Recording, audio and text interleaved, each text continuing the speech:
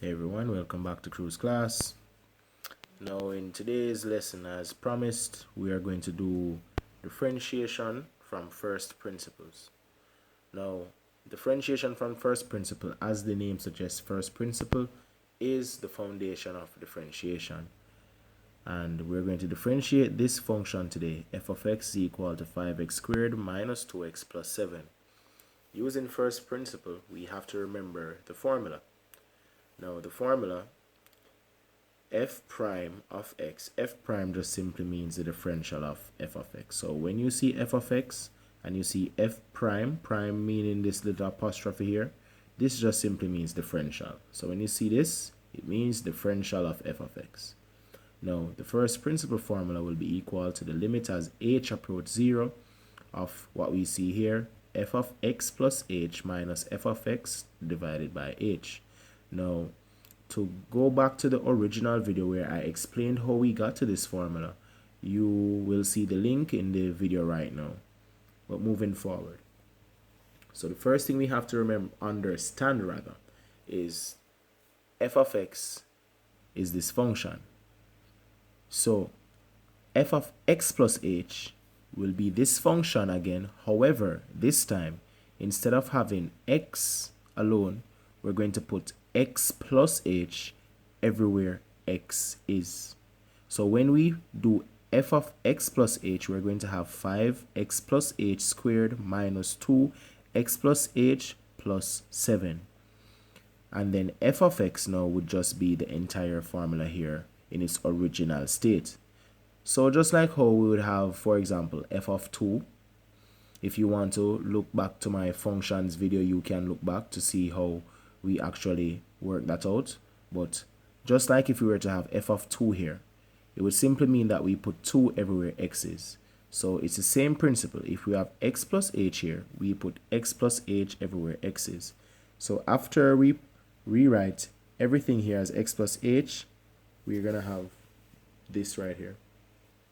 So it will be 5x plus h squared minus 2x plus h plus 7 minus f of x, and f of x, as we know, is the original function by itself, all divided by h. So this is now this, right? And then from there, we're now going to just expand the brackets and multiply everything what we need to multiply. So x plus h squared will give us x squared plus 2xh plus h squared minus 2 times x will give us negative 2x minus 2 times h will give us negative 2h plus 7, and the negative sign here will change everything here to the opposite sign. So it will be negative 5x squared plus 2x minus 7, and we will have what we see right here. Now as you can see, if we were to multiply out this, we would get this, negative 2x minus 2h plus 7 minus 5x squared plus 2x negative 7, right? Now when we multiply 5 out into this bracket, to remove the brackets, we'll have 5x squared plus 10xh plus 5h squared, and everything else will remain the same, and then we'll have one long numerator. Now here we have the numerator. Now when we find this numerator now, there are going to be some terms that can be cancelled. 5x squared will cancel, negative 5x squared. Negative 2x will cancel, positive 2x. And positive 7 will cancel negative 7, leaving us with 10xh plus 5h squared minus 2h. And as we can see right there, we're now going to find the limit as h approach 0.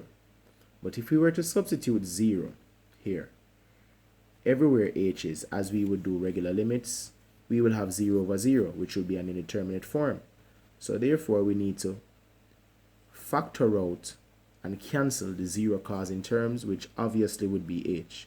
So when we factor out h out of the numerator, we're left with this, right? So it will be 10x minus 5h minus 2h after we factor out h. And then because this is a 0 causing term, once more you can look to my video on indeterminate forms to see why we need to cancel the 0 causing term. However, when we cancel the zero causing term, h cancel h, we'll be left with 10x plus 5h minus 2. So h will cancel h. And then we're now left with this right here. Let me cancel the h's so you can see. H cancel h, yep. And then we're left with 10x plus 5h minus 2. And substitute 0 where h is, and we'll be left with 10x plus 5 times 0 minus 2. And then we will see that the differential will be 10x minus 2, because 5 times 0 will give us 0. So it will be 10x once more minus 2 as the differential. And this is how we carry out first principle differentiation. Now there's a much easier way to differentiate this function so that we can get this differential. However, that's for another video, and it has been Cruise Class First Principle Differentiation.